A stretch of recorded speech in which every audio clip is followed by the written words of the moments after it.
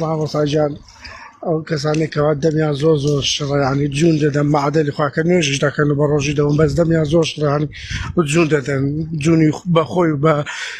بابی و بە باپیری و بە پلکی یعنی جوون بۆوانە بدەن ئایا ئەوانە گوناحیان چێ لەو دنیا لە قیامەت کەسی دنیەودار کەسی دەمشەڕ بۆ خۆی فاسقە سیباب المسلمی فسوق جنێو بە هەر کەسێ بی بە هەر مسلمانێ بی پێی فاسقە بیت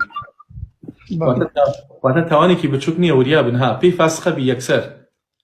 ولا لە صفەتی ئیمانداریش دەرەچی چکە لەیسە المؤمن بالطعان ولا اللعان ولا الفاحش ولا البذيء ئینسانی مسلمان جنێودەر نییە و هەر کەسێکیش فاتحە بە زمانیا هاتبێت وشەی شەهادەت و تەوحید بە زمانیا هاتبێ نابێ جنێو بات هەموو سیرەی پێغەمبەری خوا صلی الله عليه وسلم ئەم دی و ئەو دی بکە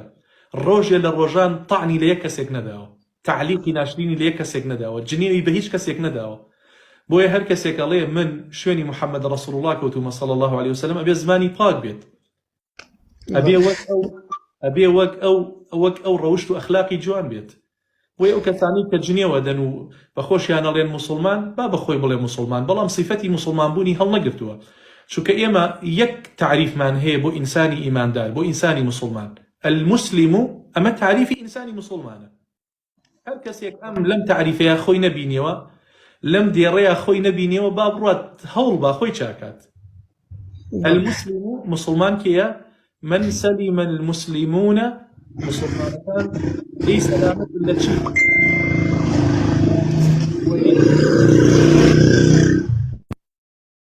المسلم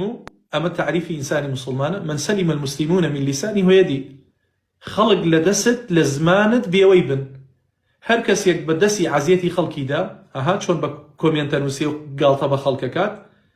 ئیتر هەستی خەڵک ئەڕوشێنێت کەرامەتی خەڵک ئەڕوشێنێت جنێوی پێدا سوکایەتی پێکات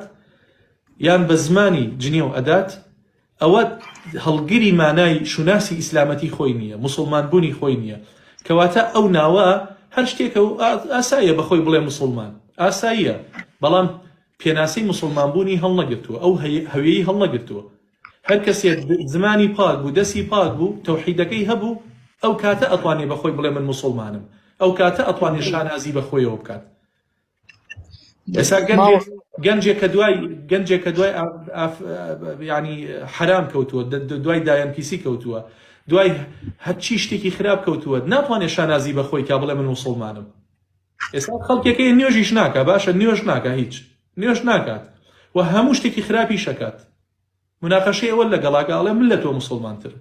تێگەی لە کاتێکە هیچ سیفەتێکی موسڵمانی تیان نییە